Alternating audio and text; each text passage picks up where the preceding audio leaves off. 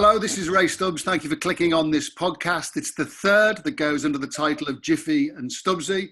Dual rugby coach star Jonathan Davis is in South Wales. I'm in southwest London, and we have a very special guest joining us today.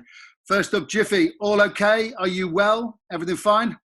Yeah, all the same, really. So, getting a bit scary, with all the cases and and the deaths. Very, very sad. Friend of mine passed away yesterday, 58, bushy, so no underlying health problems, just the virus took him. So, yeah, it's kind of scary sometimes, but you just got to stay indoors, stay safe, try and get some kind of routine, really. So, it hasn't been, it's the same. I'm doing a bit more podcasts. I think people are adapting to it, so you're doing a bit more podcasts and, Zoom or house party quizzes. It's okay. The weather is helping enormously. Strange times. Jiffy, last week you started off by saying this is Groundhog Day. So who was the TV weatherman in Groundhog Day?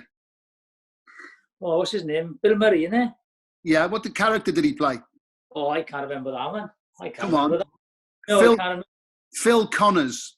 Where did they go for Groundhog Day? What was the place? I don't know that as well. I've only seen it once. Well, Punkster to Warney, okay?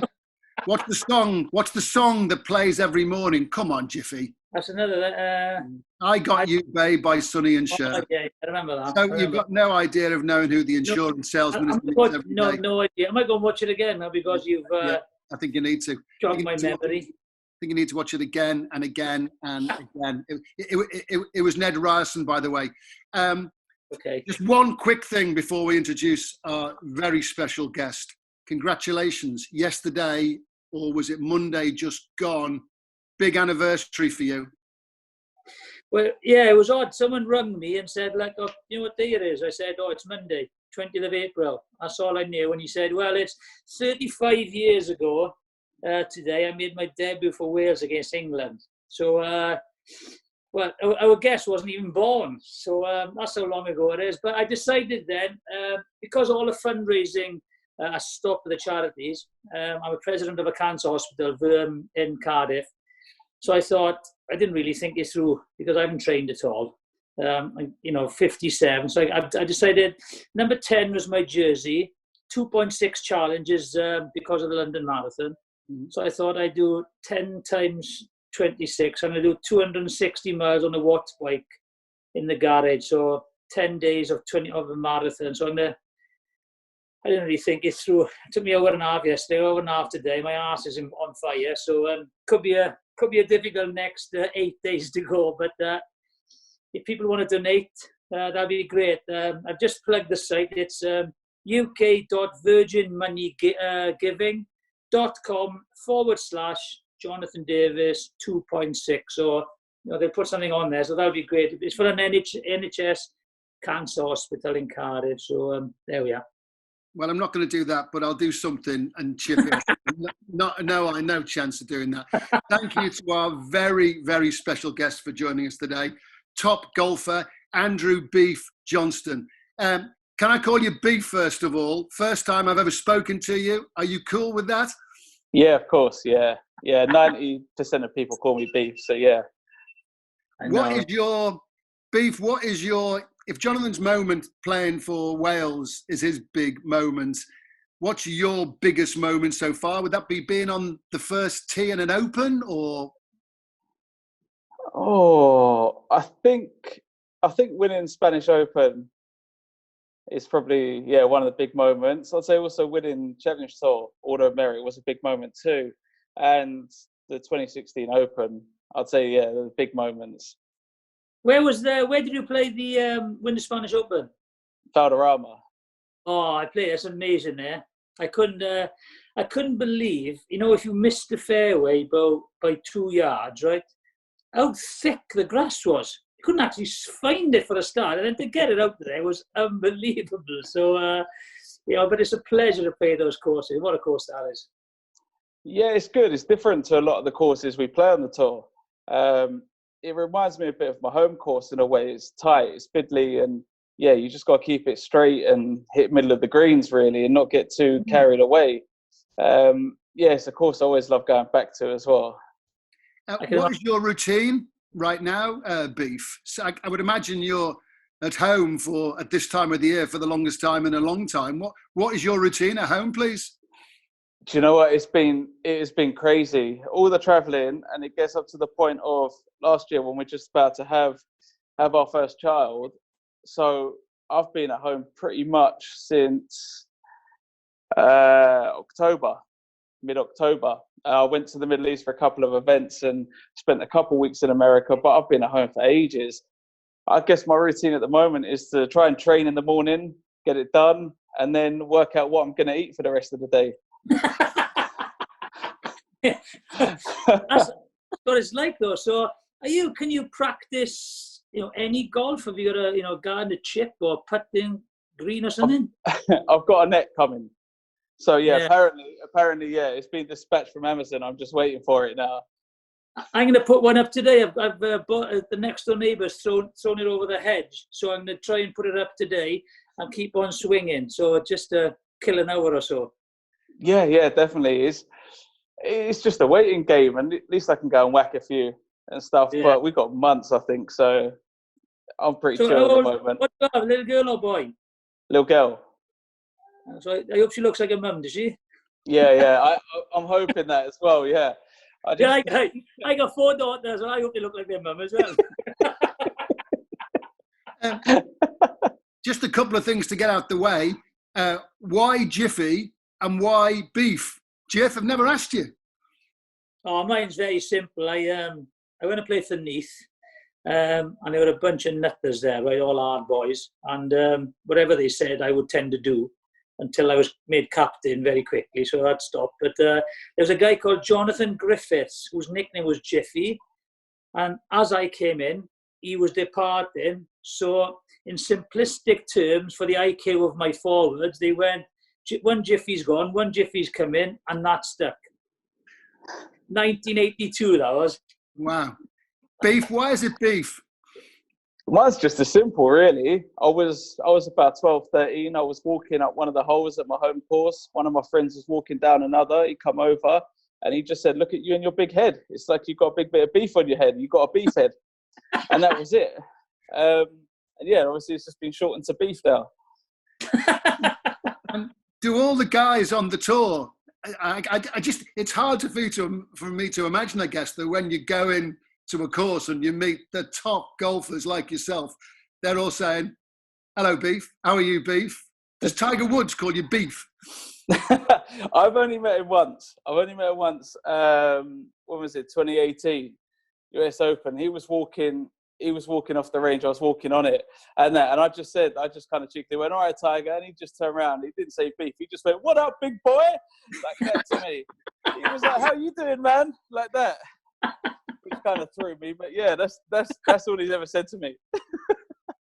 Is it true you started off in the local chip and putt? Because I guess a lot of us will say that's the first time we ever picked up a golf club.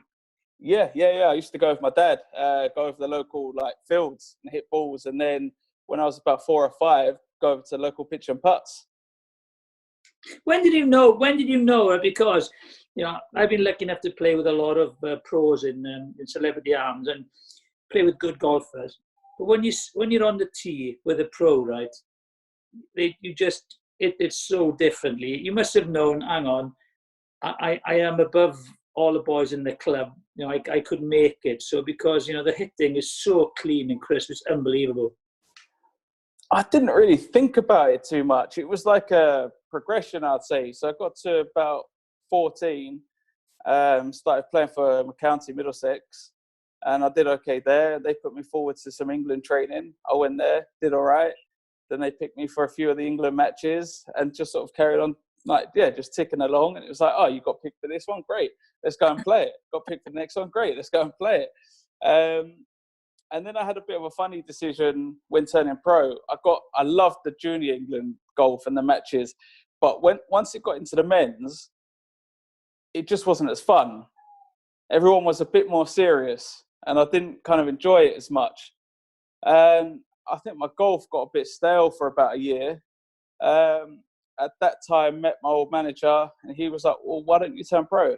Give it a go, work your way up. And it was kind of like a repeat of what I did with the junior golf. It was, I started off on the mini tours, did all right, so worked my way up, played well, worked my way up again, got into Challenge Tour, and just, it was like a natural progression. And it's not like, I know that it's having, Wales is a very small place. Your Phil Prices and Rhys Davis. Rhys Davis plays in the same club I play in, Royal Porthcawl, right? And it's so difficult just try and keep your card, isn't it? People underestimate. You've got to travel everywhere. You pay for it mostly yourself. You're on your own for a long time. If you miss the cut, sometimes you've got to hang around and practice and everything. So it's really a case of mental toughness because you're so isolated sometimes. Yeah, it is. It's like you're going into every tournament trying to prepare as well as you can. There's obviously places that a lot of the players and different personalities don't like going to as well, which can be kind of hard to, sometimes I found it hard getting on the plane, knowing that I'm going to a place for 2 weeks where I don't want to go. But I think like once you get there, you get in the tournament mode, and that's what it is. It's the competitiveness. And once you're in that kind of competitive atmosphere, it's great. Look, I know obviously you've got to be ultra professional about this, but I'm just wondering, what are your thoughts about travel? Because you must know all the airports inside out, I guess. And all of a sudden you're thinking, if I leg it now, I might be able to make that plane, might be able to that plane. Are you just thinking about, I've played, I've done my best, I've done well, haven't done well or whatever? You're just thinking, I want to get home. Oh, yeah, definitely. There's been a couple of times where I was thinking I was going to miss the cut. I've eventually signed my card, got my phone out, booked a flight, and had to get back on the Friday. And that the wind's picked up, scores have changed. I think, shit, I better hang on here, like that, and ended up playing the weekend. So there's always cases like that. I know people that have got the ferry and drove back and then realised they've made and had to drive back to make their tea time in France, somewhere like that. So yeah, it's always happening. You're a big Arsenal fan. Tell us about your greatest Arsenal moment. Oh, I think when I went with my brother to AC Milan away, I was about 18 then, 17, 18. It's when they won 2-0 at San Siro, and that was just the atmosphere there was amazing that night. Just being right up in the third tier, walking round and round and round. That's all I remember, is just walking round and round thinking oh my God, when are we going to get to the seats? Walking out the first time, and just the atmosphere there was amazing. That was a great night. I'll never forget.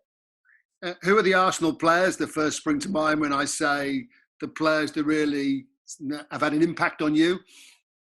Ian Wright was the reason I supported Arsenal. Yeah. So funny enough, my dad was actually a Tottenham fan. Yeah. And it was just, he played with this big smile on his face all the time. And that was it. I just got sort of drawn to him. And obviously he played for Arsenal, and that was it. Made my mind up. And yeah, I was an Arsenal fan from there on. So him, I think when you're watching the Invincibles team and things like that, growing up was just, watching them. We were spoiled. Have you met Righty? Have you met Righty much? Only a few times. I keep trying to organise a game of golf with him, but schedules, timings, whatnot, just we haven't got it done yet. So where do you play? Where do you play now, Beef? Where's your club? North Middlesex Golf Club. All right. Okay. Yeah, it's like North London, Finchley area. Okay. Because I remember, my first Arsenal memory was Charlie George. Yeah. Yeah. In the FA Cup, and I was very lucky then through golf. I met Frank McClintock, going back a bit, legend. What a lovely man he was. And then the other one was Liam Brady. I played a few rounds of golf with Liam Brady. So those two are absolute legends. What lovely men they were as well. The pair of them was so nice. Great blokes. Beef, where do you stand on Arsene Wenger? Well, it was a funny one for me, because I thought the club needed to change, but I think with the change, it really opened up what was wrong with the club. There's definitely something wrong, and I don't think it was Wenger. I think it's all in the background, all people who own it. I think, slowly destroying it at the moment. And I think like to run it as a business, it just doesn't work. You can't compete with Man City, United. You can't compete. And I think that's the realization now, is that if Arsenal finish 5th, 4th, or win an FA Cup, I think that's a good season. You know, I don't understand. They've changed the ground. Why can't they compete with, you know, the likes of those clubs? When, you know, I thought that going into the new ground, that was the reason. So, because I always look around, I love Arsenal, the way they play football. Right? They've always played good football, but for some reason they used to have a solid, you know, back four. When they say boring Arsenal, everyone there because they had a brilliant back four. Whereas now they've still got great talented footballers. But the defence, I'm not sure, you know, as a rugby fan, I'm thinking that's not great. No, it's terrible. I think when Wenger come in, he inherited that back five, and he could go and be creative like he manages, and that really worked, and the balance was there, and that balance was slowly lost over the years. And I think it's going to be quite hard to get that back, really. Thing is with Arsene Wenger, I think I have to say that I am biased because having been in his company on quite a few occasions, speak as you find, I have nothing but good to say about Arsene Wenger. Watch the success, but also, you know, it's all very well being successful as a player, a manager, whatever. He always struck me as a decent, proper man. I just really liked his character. Yeah, I thought he always come across well like that. You can see, very competitive. And I'd like to know what's going behind the scenes there when he hasn't had much money to spend. And when you look back at it and think he's finishing 3rd, 4th, pretty much every season with nothing to spend, and he's got to sell the best players if they want to go. Like with Van Persie, they sold him to United and things like that. I think he had a bit of a rough time, and he was made a bit of a scapegoat, to be honest. I know. I think, you know what makes a good manager? Good players. And that's it in a nutshell. You know, if the players play for you and you go well, you know, you stay in your job. But all of a sudden, if they lose form or they lose a little bit of interest or shape or something and they don't play well, all of a sudden, it's the manager or the coach that goes. And unfortunately, that's the same in every sport, isn't it? You know, and again, if some players aren't performing for you, and you can't change them, well, I suppose your hands are tied then. I think that must be different with you, B, because, you know, one thing about golf is I can't blame anyone else when I'm hitting a bad shot. No, you can blame like the crowd. There's no crowd. No, there's no crowd watching me, son. Don't you worry. You can blame the greens, anything. I don't know. Beef, you like darts, I'm told, as well. You big darts fan? Yeah, I like my darts, yeah. Do you play? I've got a dartboard up, but I hardly ever throw it. I think the more time I spend throwing darts, the worse I get. Ooh. Hey, online darts is really taking off. You know, could you be persuaded? Yeah, definitely. Yeah, I could be persuaded. And but I know I better check my Wi-Fi though. Are they going to go down the celebrity route, Ray? Like, or just match, you know, competitions between the pros? I feel certain they'll go down that route if, because most of the elite sportsmen they'll have dartboards in their game room or whatever. I feel certain that they'll go down that route. And Jiffy, from your neck of the woods, Mark Williams, world snooker champion, he's a decent player. He's a proper player. He is. Yeah, he is.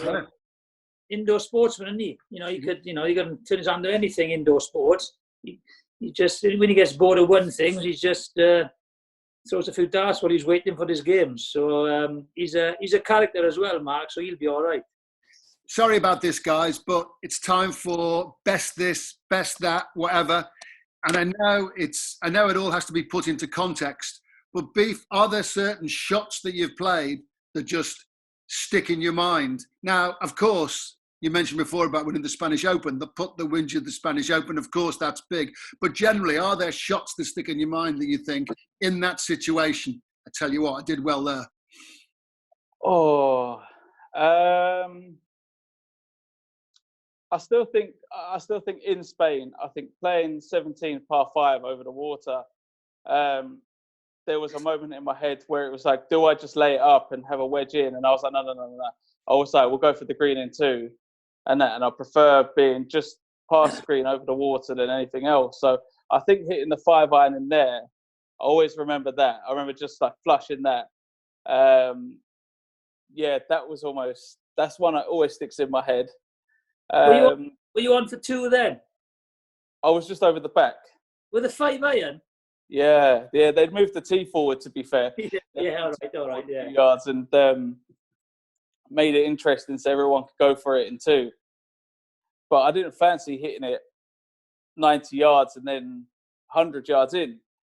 I didn't fancy that. And I thought, with the pins at the front, I've got all the green the other side. I was like, you've got to take it on and hit the shot. How many shots were you in front then? 1, I think. Okay. Yeah. That must have been a nice walk following that, Beef.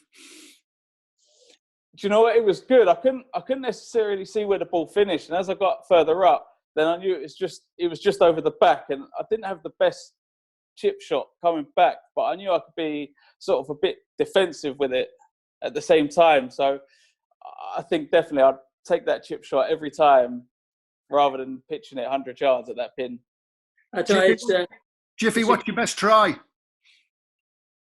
I thought you were say what's my best shot. I birdied that 17 in Valderrama. Don't believe you. What's your best try? I played with Woosnam, and we'd had a big heavy night the day before, right? So I'd dust him down and get him out the bed in the morning. He was like flying. And then as we got to the clubhouse, they said, they asked him to pay, and he pointed at the photo on the wall of him. He said, look, and that was him. And then he birdied first. So, I just, best try, I don't know.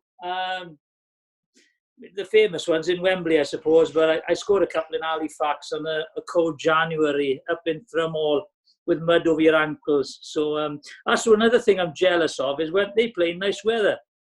We play in shitty weather. Beef, we all look at sportsmen and sportswomen from down the years and admire their elite performances.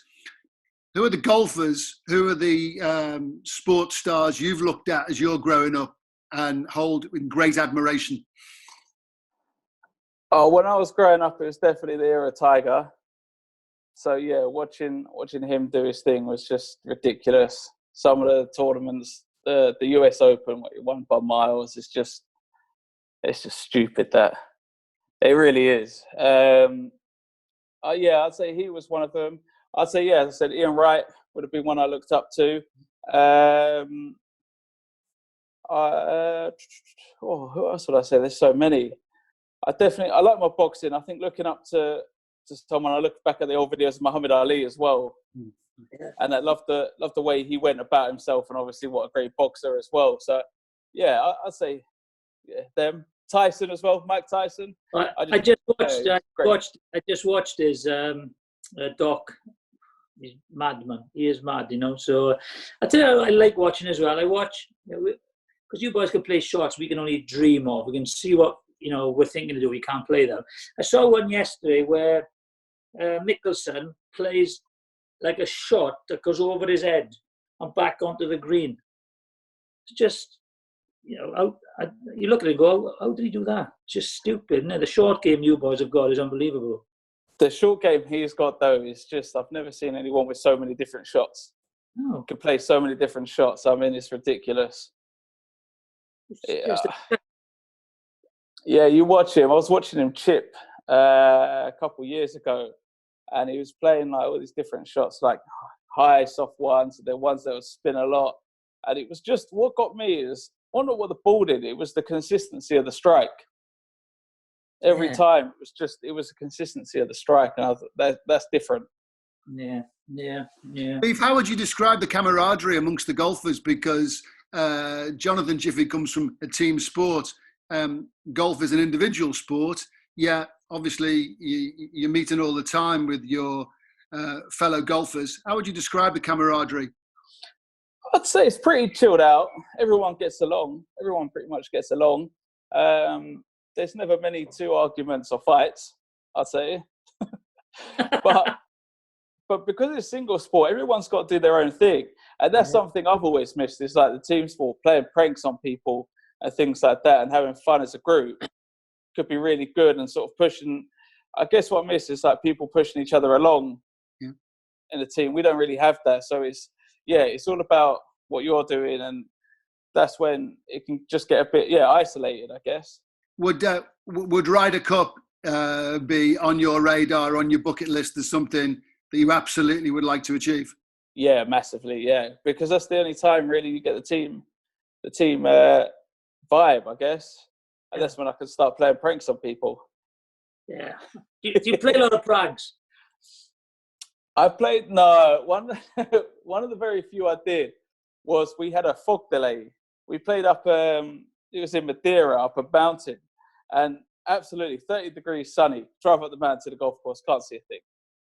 So we're in this fog for hours, and we could go out and hit a few putts. And I noticed one of the guys' clubs were just sitting there, so I took a few out and I flipped them up the other way, like that, and left them. So anyway, I come back an hour later to grab my putter again, hit a few putts because I'm bored. They're all back, normal position, flip them again, and come back to the clubs, and he's put the rain cover on them now, and they're all back to normal. So I flipped the whole lot, put the head cover back on, like that. Anyway, he comes up to me on the putting green. I was like, "Oh, how you doing, man?" He's like, "Yeah, I'm good, except for some C word." He goes, "Keeps touching my clubs," like that. And then obviously I'm like, like this. And I was like, "Who do you reckon it could be?" Like this, trying to egg him on. He's like, "I've got 4 people in mind. And my name didn't come up." And I was like, "He's got no idea." Whose clubs were they, Beef? They were a guy called Paul Maddy. Okay. I drove him a bit Maddy that day, I guess. How do you two both deal with? I've been fortunate to be in the company of elite performers over the course of my career. How do you deal with missing a cut, Jiffy, losing, just that disappointment that elite sports performers have to take? How do you deal with that? Oh, I think with golf, it's such a crazy game where you can go in feeling great and miss the cut, and you can go into a tournament not feeling your best, not playing your best, and after 2 rounds you're leading. So really, it's trying to ignore the miscut, and just not sort of read into it too much. And I think, there's times where sometimes you sit there in a hotel and you think, like, why did I play that shot? What was I doing there? And it can kind of sort of pick at your brain a little bit. But I think the idea is, just not to read into it too much and crack on. And you've got a tournament coming the next week or in a couple of weeks anyway. And we played like 20 to 30 tournaments a year. So you're going to miss a few cuts. I think it's, it's like shot management or course management. It's the same in rugby, but it's with all the mechanics of, the team, something maybe one isn't going well and which affects the other one. So, but if your game management is okay, depends what situation it is.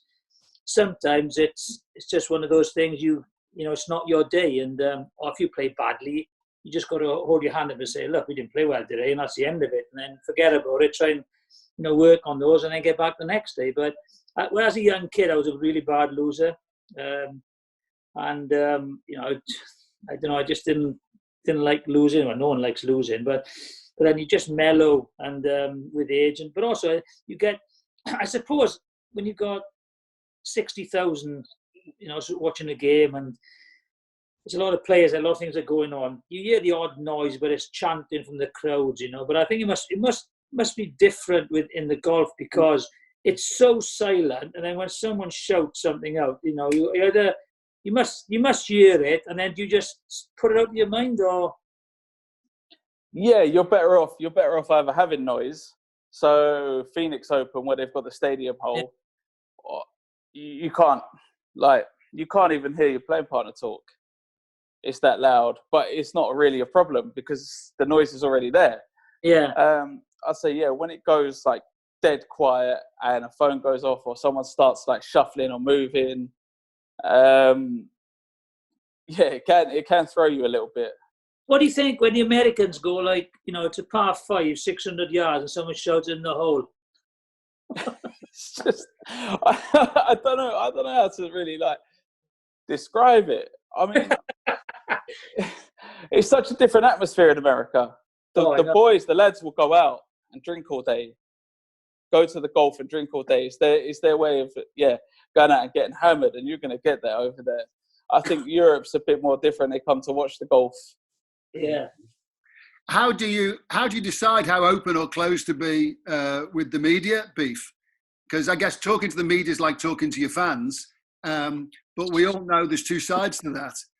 Do you have to have a thick skin? How open do you feel like you want to be or should be? I think sometimes, if you're honest, you can't really go wrong. And I'd say the golf media aren't that bad. We don't get too many sort of trick questions. Yeah. So I tend to be fairly open and just say how it is. I think you can't go wrong. If something comes up from the past where someone digs at you, is trying to provoke you, and you go, well, it's the truth. So you can put it to bed straight away. I watch a lot of golf, and I really enjoy my golf. Sunday night, sometimes if the American golf is on, you open a bottle of wine with the lads, and then just tweet each other, see how it's all going, and we'll have a little bet on someone, and it's brilliant because I just love the coverage, and it's best to watch golf, I think, on television because you can't follow all the golfers. But I do, the one thing is I've really enjoyed is that with Beef, like, his honesty and his personality has come through. After his rounds, irrespective if it's good or bad, if you're honest, you just say as it is. I think a lot of people have respect, and that's where people have liked the fact and what Beef does. Yeah, I just think to be honest, and I think the point is everyone's trying their best out there, and I think what gives you a thick skin and what I'm learning definitely more and more is I think I had a couple media things in the past where I've only ever tried to sort of be nice to people and they've come and haven't said the best things, and it's kind of rattled me a little bit because it was a feeling of why am I getting this when I'm not doing anything wrong? And I think I've learned that's just people, and they're going to try and dig and wind you up and clickbait and things like that, and it's just to ignore it. Yeah, I think social media is like that as well. I've lost my head a few times on social media. You're going to knock someone out, but you can't. No, not through your phone. No, it's not. Jiff, it's not easy though, is it? Sometimes. No, I think it's a lot worse now. I think then it's not easy to keep cool. It's not, and then when you get the social media, we were lucky we played pre-social media, and I think majority of sporting fans are good people, and when they're in a gang, they're all brave in a gang, right? That there's a gang mentality, and it's pathetic, everyone's a show off, so. But I do think that the majority of fans are nice and very respectable. So when you get the odd bad one, you get the people now on social media who have never ever picked the club up or never hit the ball or never played a game of rugby. They know everything about everything. So it's just got to switch off. Maybe this crisis we're all going through, maybe that will generate that people are a little bit kinder to each other. Let's wait and see. Beef, what are your thoughts on when you would return to the golf course to play? I read a report that there's like a million testing kits been bought up to try and make sure everyone's as safe as possible. Keen to hear your thoughts on a possible return to the circuit. It's going to be interesting because you can have the test kits and stuff like that, but if you've got social distancing, one of my big problems is how are you going to get on a plane? We travel every week. Yeah. If countries have got cases at different rates as well, they're going to shut down, and the governments will shut the golf down. So it's really, I actually don't have a clue, and the people I spoke to, other golfers and stuff, we have no idea. Really, I know America trying to restart mid-June, early June, which I think is quite early, and that would be interesting to see how that pans out. And I really do. I think it's just a matter of, it really is a waiting game. Yes. Are you going to feel nervous to get on a plane for a while? Definitely, with the little one as well. I don't want to be getting on a plane and catching this and not knowing I've got it. I pop round, my mum lives round the corner, so I go and see her and stuff. So I won't be able to see her. It is difficult. And stuff, and I think this is where, like, in a way, I think this is a sign. Say, like, we all got slowed down. The world's got slowed down a little bit, and you really realise, like, what's important, what's not, and perspectives on it and stuff. And if you say to me, "Oh, I can go and play a golf tournament, but I'm gonna have to go in quarantine, sit in a hotel for a week, and I'm not gonna be able to pop in, have a cup of tea with my mum," I'm like, I'm not gonna play the golf tournament. Yeah. It is weird because I think the flying thing is massive, but people are going to push it because of tourism. Because Spain, Italy, and France, the States want to get the economy up and running. But, the one I think, first of all, we go for walks, and we're lucky over the sea cliff walks, and we go along the golf club as well. And to see the course now in such magnificent, condition, you're looking at it going, and that's where it might golf. If I played with my wife, two of us from the same, house, playing in the middle of a course, maybe that'll be the first thing that they do, but it's going to be very, very difficult. Very difficult. Guys, time is nearly defeating us. What are you watching on TV, Beef? We always ask this. At the moment, I'm watching The Wire.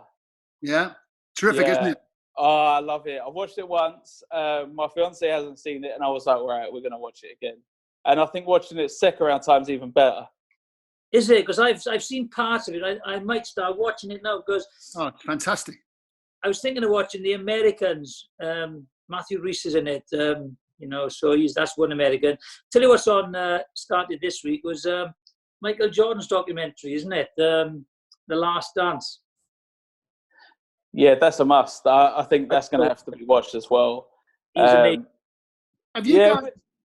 Have you seen this advert on the TV where the guy chips a DVD or a CD into the top of the television? No. Have I been dreaming or something? There's an advert on the TV, and he's got the golf ball, and then a CD, DVD standing up in front of it, and then he just knocks it up, and it actually goes in the. Maybe I've been dreaming too much coffee or something. But, it's. What's in the coffee I'll be worried about? Yeah, it's not the coffee. I'll check it out and tell you next week. Andrew Beef, thank you very much for joining us today. We really appreciate it. Can I just say that sort of obviously you can hit the balls, you can play golf, but your personality jumps out, and that is why you're such a great addition to the tour. And I think that for so many golf fans, you've made the sport a lot more open to us. I think golf sometimes can feel a little bit closed, and now I feel a bit closed to it sometimes, but you open doors. Well done. No, that's a nice thing. I appreciate that. And as I've always said, I'm just a normal boy from Finchley, and I like playing my golf and having good fun at the same time. And I always go, the more the merrier. I think it's the best. We want as many people playing golf and having fun as possible. Yeah, well, yeah, I think it's I'm just a counsellor's boy. I am, and I got into golf very late, right? But now a lot of people see it a bit of snobbery, and there's a little bit in some clubs. But I think with the likes of Beef and the youngsters coming through, it's not elite anymore. And I think once you play it, there's nothing better than playing with your three mates, taking a mickey out of them and taking like a pound off them. It's absolutely brilliant. So, they've got new. Have you played Porthcawl, Beef? Yeah, of course, yeah. They've got some new bunkers in there now. It looks absolutely fantastic. So if you fancy a knock down there when you get out, get hold of me through Bird, and then we'll have a knock. 100%. Jiffy, the thing is, I was playing in one of those tournaments once with a few stars, and a soap star started taking the mickey out of me so much. I thought, I'm going to stop playing golf, or I'm going to hit him with my 6-iron. So it can get a bit over the top sometimes, but you've got to learn that self-control. I played in a charity one, Stan Boardman's charity golf day, and I'm coming off the course, and as I'm coming off, he shouts over to me, how do you go today? And I went, not too great. He said, you still haven't found a sport you're good at then? Andrew Beef Johnston, thank you very much. Jiffy, take care. See everybody next week. Thanks for clicking onto this. Thanks for listening from Jiffy, Stubbsy and Beef. Cheers, Beef. Take care, mate. Thank you. Cheers, guys. Take care. And thanks for listening to Jiffy and Stubbsy. Hope you'll join us again. Please hit the subscribe button.